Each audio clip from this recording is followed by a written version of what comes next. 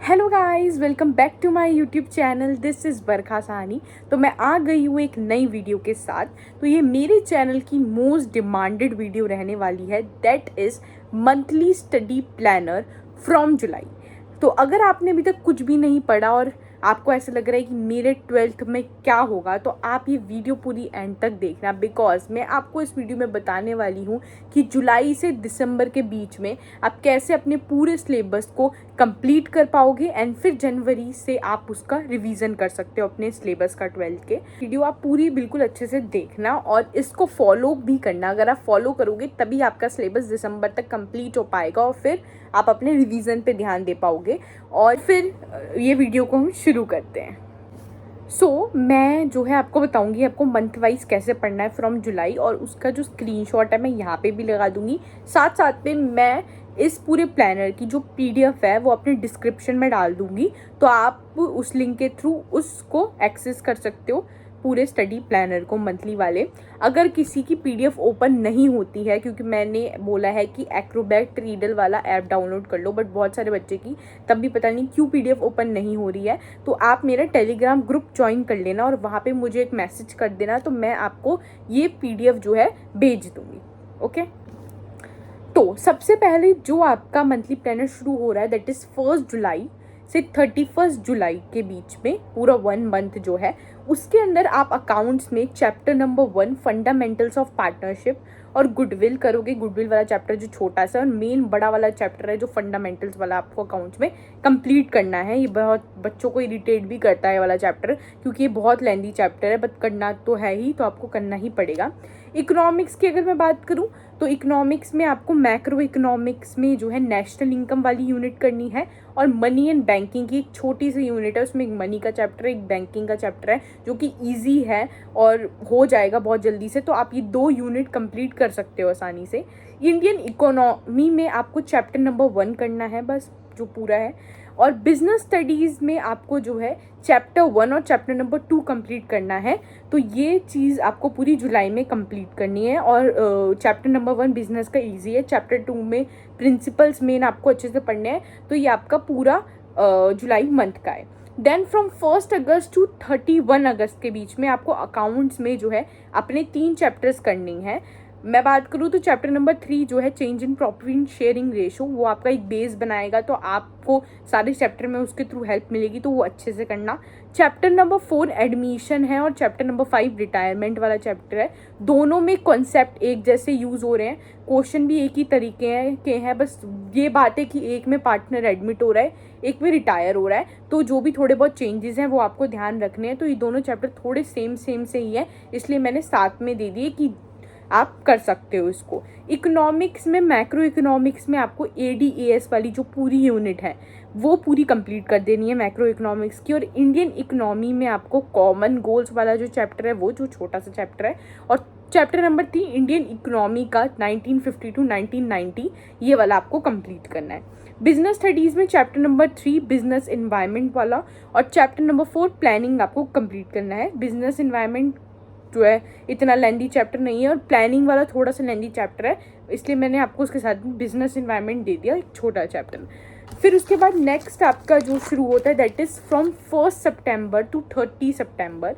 तो उसमें अकाउंट्स में आपको चैप्टर नंबर 6 करना है, डेथ ऑफ द पार्टनर, और साथ में डिसोल्यूशन वाला चैप्टर करना है। तो वो 2 मेन चैप्टर आपको इसमें कंप्लीट करने हैं, और यहाँ पे आपकी जो ब्लू वाली बुक है पार्टनरशिप वाली बुक, मतलब वो फिनिश हो जाएगी अकाउंट्स की। फिर इकोनॉमिक्स में आपको मैक्रो इकोनॉमिक्स में गवर्नमेंट बजट वाली पूरी यूनिट कर देनी है, और उसमें एक ही चैप्टर है, छोटी यूनिट है, तो वो कर लेना। और इंडियन इकोनॉमी में chapter number 4 economic reform since 1991 new economic policy वाला जो चैप्टर है एलपीजी वाला, वो चैप्टर आपको अच्छे से करना है, वो करना। बिजनेस स्टडीज़ में आपको ऑर्गेनाइजिंग और चैप्टर नंबर 6 स्टाफिंग करना है। ये दोनों ही थोड़े बड़े चैप्टर हैं, बट आप कर सकते हो, आसानी से हो जाएगा एक मंथ के अंदर, तो इसको कंप्लीट कर लेना। फिर 1 अक्टूबर से 31 अक्टूबर के बीच में अकाउंट्स में आपको शेयर वाला चैप्टर बहुत अच्छे से कवर करना है। शेयर वाले चैप्टर में बहुत बच्चों को प्रॉब्लम आती है, थोड़ा बड़ा भी चैप्टर है, समझने वाला चैप्टर है, तो आप इसमें बहुत अच्छे से ध्यान देना पूरे इस महीने। इसलिए मैंने इसके साथ आपको एक थ्योरी वाला चैप्टर, एक ईजी चैप्टर दे दिया है अकाउंट्स का, ग्रीन बुक का जो चैप्टर नंबर 1 है, that is financial statement of a company. तो वो वाला चैप्टर इसलिए मैंने आपको दिया क्योंकि वो थ्योरी वाला है, तो वो आपका एक दिन में हो जाएगा। पर शेयर्स वाला चैप्टर पे आपको पूरे मंथ पे ध्यान देना पड़ेगा, तो इस वजह से आपको पूरा एक महीना अच्छा खासा शेयर के लिए मिल रहा है करने के लिए, तो उसको अच्छे से कर लेना शेयर वाले चैप्टर को। इकोनॉमिक्स में, माइक्रो इकोनॉमिक्स में आपको यूनिट 5 बैलेंस ऑफ पेमेंट करनी है, और यहाँ पे आपका मैक्रो का पूरा सिलेबस भी खत्म हो जाएगा, फिनिश हो जाएगा। 5 ही यूनिट है, देखो आपने कितनी आसानी से कंप्लीट भी हो जाएगी यहाँ पे। इंडियन इकोनॉमी में आपको chapter number 5 human capital formation और chapter 8 environment and sustainable development वाले, ये दोनों चैप्टर आपको इंडियन इकोनॉमी में खत्म करने हैं। बिजनेस स्टडीज़ में आपको डायरेक्टिंग वाला चैप्टर करना है, मेन जो बड़ा है, कंट्रोलिंग छोटा सा चैप्टर है, तो वो आप कर लोगे। फिर आता है आपका 1 नवंबर से 30 नवंबर के बीच में अकाउंट्स में आपको डिबेंचर्स करना है, जो कि शेयर जैसा है। तो आपने शेयर कर लिया है इससे पिछले महीने, तो आपको डिबेंचर करने में आसानी होगी। उसके साथ आप कैश फ्लो, एक इम्पॉर्टेंट चैप्टर है जिससे एक बड़ा क्वेश्चन आता ही आता है, तो वो कैश फ्लो स्टेटमेंट आप आसानी से एक महीने में आराम से कर सकते हो। इकोनॉमिक्स आप में आपकी माइक्रो इकोनॉमिक्स ऑलरेडी डन है, तो आप उसका रिवीजन कर लेना नवंबर में बैठ के। इंडियन इकोनॉमी में आप चैप्टर नंबर 6 रूरल डेवलपमेंट और चैप्टर नंबर 7 एम्प्लॉयमेंट करोगे, ये 2 चैप्टर्स आप इंडियन इकोनॉमी में करोगे। बिजनेस स्टडीज़ में आप चैप्टर 9 फाइनेंशियल मैनेजमेंट और चैप्टर 10 फाइनेंशियल मार्केट्स करोगे। दोनों ही लेंथी चैप्टर है, तो इनको समझ के करना। इन दोनों चैप्टर्स को, इन दोनों चैप्टर से केस स्टडीज़ बहुत सही वाली आती है, मतलब थोड़ी डिफिकल्ट भी लगती है बच्चों को, तो इनकी केस स्टडीज़ पे बहुत अच्छे से ध्यान देना और इन चैप्टर को लाइन बाय लाइन एनसीईआरटी से पढ़ना और पूनम गांधी से अपने कॉन्सेप्ट क्लियर करना है इस चैप्टर के। 1 दिसंबर से 31 दिसंबर के बीच में आपको अकाउंट्स में एक जो चैप्टर नंबर 2 है थ्योरी वाला, वो करना है, और साथ में अकाउंटिंग रेशोज़ करनी है। ये मैंने पहले वाली जब मंथली स्टडी प्लानर बनाया था तब भी मैंने बोला था अकाउंटिंग रेशो वाला चैप्टर आप जब भी करना है इस टाइम, जब आपको ऐसा लगता है कि आपका बाकी सिलेबस अकाउंट्स का अच्छे से हो रखा है, क्योंकि जो अकाउंटिंग रेशो है वो आता 3-4 नंबर का है, और वो बहुत ही बड़ा लेंदी चैप्टर्स है, उसमें इतनी सारी रेशो है, उसके फॉर्मूले हैं, इतने 150 प्लस क्वेश्चंस हैं। तो आप वो चैप्टर तभी उठाना अगर आपको ऐसा लग रहा है कि आपका अकाउंट्स का पुराना सिलेबस पक्का है, बिकॉज अगर आपका पुराना सिलेबस अकाउंट्स का पक्का नहीं है तो आप इस महीने दिसंबर में वो ही पुराना सिलेबस को क्या करना, प्रैक्टिस करना। और अकाउंटिंग रेशो आप जनवरी फरवरी में जो है उसकी कोई वीडियो देख लेना, ये तब कर लेना अगर आपको टाइम मिले, और टाइम नहीं भी मिल रहा तो पेपर से कुछ दिन पहले अकाउंटिंग रेशो पे वीडियो देख लेना।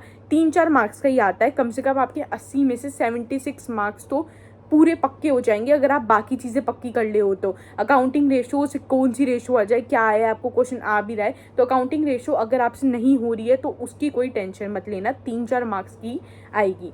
इकोनॉमिक्स में जो है, मैक्रो इकोनॉमिक्स में अगर आपने कर रखी है वो ऑलरेडी हो चुकी है।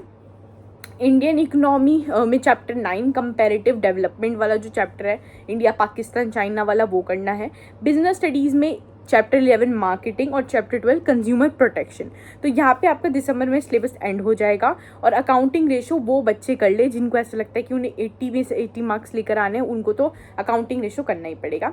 अब मैं बात करती हूँ, तो मुझसे कोई कमेंट सेक्शन पे पूछ रहा था कि हर सब्जेक्ट को कितना कितना टाइम देना चाहिए, एक दिन में ऐसे 2 सब्जेक्ट पढ़ने चाहिए, ऐसे ही कुछ वो क्वेश्चन पूछ रहे थे। तो मैं उनका आंसर ये देना चाहूँगी उस क्वेश्चन का कि जो है अकाउंट्स तो आप रोज़ पढ़ो, क्योंकि अकाउंट्स में आपको प्रैक्टिस है, एक प्रैक्टिकल सब्जेक्ट है, तो प्रैक्टिकल सब्जेक्ट आपको तभी उसकी आदत पड़ेगी जब आप उसकी प्रैक्टिस करोगे। तो अकाउंट्स तो आप रोज़ करने की आदत डालो कि आपको रोज़ अकाउंट्स करनी ही करनी है।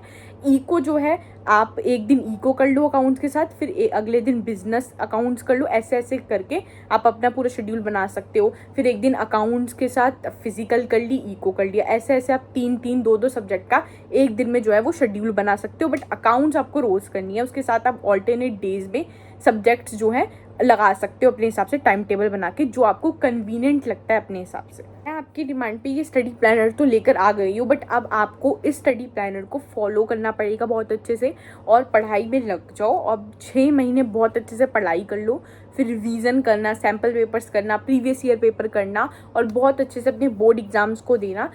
अगर आपको मेरी ये वीडियो पसंद आई है तो प्लीज़ इस वीडियो को लाइक करो और मेरे इस चैनल को सब्सक्राइब करो, ताकि आपको ऐसी और यूज़फुल वीडियोस मिल पाएँ। तो प्लीज़